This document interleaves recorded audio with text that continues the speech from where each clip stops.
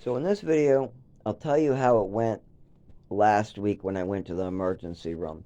And today, I'm trying to go, well, yesterday and today I've been trying to get there too. But let me tell you how it went last week when I did this. So last week I went down because my roommate he kept on falling on the floor from the mold, and I wasn't doing that well that morning. But I went outside and I started breathing better, but I was shaking and my nervous system was terrible. My roommate got pulled out of here in an ambulance, and I just decided I better go too. Now, I should have gone in the ambulance, but that was his ambulance, so I had to call, and they said I would need another one, so I didn't want to do that. I got in there. I got in the hospital. Okay, it hurt like a lot, but I wasn't as bad as I am now. It wasn't hurting. I wasn't as swollen. I was more the nervous system, the breathing from the mold that I get all the time. But I'm way, way worse now. But anyways, so this was my second trip. I got in there. I got seen. I spent all day in there at 8 o'clock or so, or 6 o'clock or so, or whatever time they told me it was when they wanted me out of there. I left. Now, I have to take the bus back, and it was very cold. So I waited in the warmth in a chair while injured, shaking, until I knew the bus was close. Then I went outside to take the bus, but I kept on locking up and falling. I fell down 2 times, didn't make the bus. It blew past me when I was on the ground on my hands and knees trying to get up.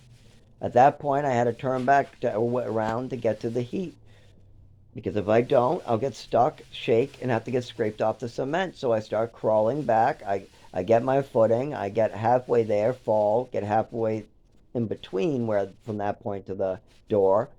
I kind of get a stumble against the wall, and then I get in.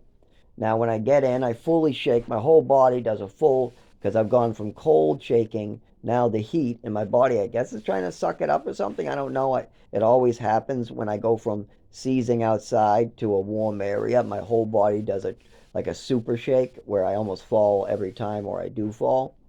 But they see this. Are you okay? Give me a minute. I get in the chair. I rub. I try to get my nerves to work. Don't say anything. Keep my eyes closed. I get my strength a little bit, and I explain to him what happened. I explain I have a pre-existing condition and that it's been going on for 25 years. And when this happens, and I fell, and that's why the bus blew past me. And can I please sit here? So I do.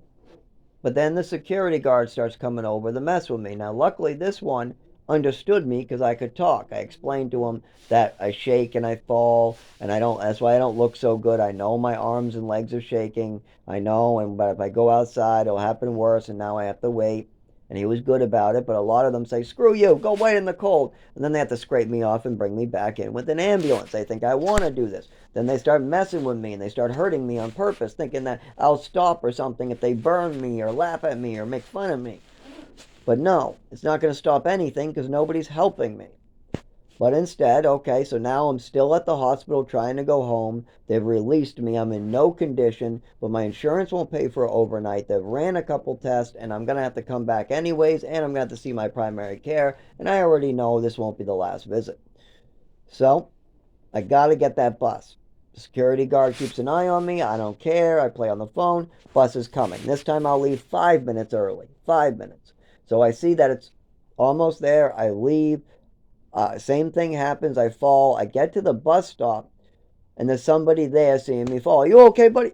I say. He goes, "You need me to help you?" I go, "I just came out of the hospital." They said I'm fine. Well, no, they didn't say I was fine at all. They haven't said I was fine in about a long time. But even when I was like bleeding down my face, like people thought it was like okay. Like, he was frozen at 76 degrees. We just told him that he was dead, and we brought him back. But he has nowhere to go. He's called everybody. Nobody's picking him up. So let's just throw his ass to the street to happen again. That's the type of treatment I get. But of course, my disabilities aren't documented. Nobody knows that this is going on but me, my father, my mother, and my family. They know, but they choose not to do anything about it. They've seen me shake. They've seen me fall in front of fireworks. They've heard me talk about the overdose at age 7. They've heard me beg for help. They've heard it all happen. They've heard me tell them that my mother was acting crazy. They heard my brother say my mother was acting crazy. They had multiple family members talk about this. So that's why when I go into the hospital, they don't treat me because they don't want to. They don't see it. They see it with their eyeballs, not on paper.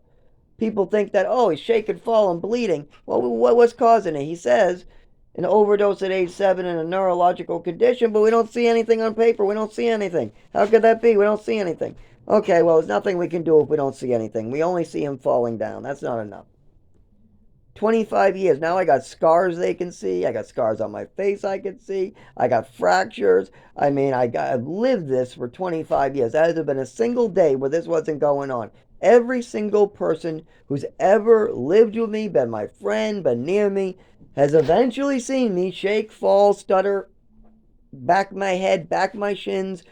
Something happens where I get cut up or hurt. Everybody's seen this for years, but it gets worse because I don't have any treatment. I get mistreated. And that's all I will get until somebody steps forward and admits to what they've seen my mother do.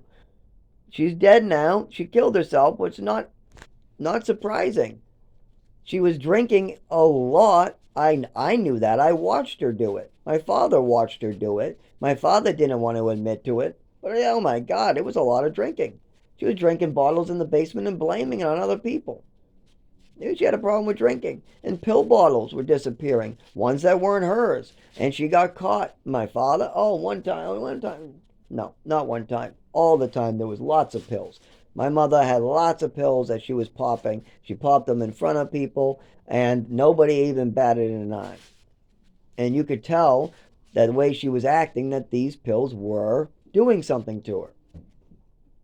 And she also went into overdrive as I got older and the symptoms got worse. Because when I was age 7, I talked about this. I openly tried to get help for this. My mother told me to shut up about it and that it was allergies and don't, no. But by saying that, she also admitted that it happened. She admitted to the doctor that something happened, but it was just allergies, so don't pay any attention to it. And that wasn't the only one. So I'm so screwed. I'm so damn screwed. Because watch, when I go to the emergency room tonight, who knows? I bet the security guard starts beating me or something. I've had that happen before too. Where I fall and they're like, get out of here. I'm like, I'm trying. No, I said now. And then they just beat me.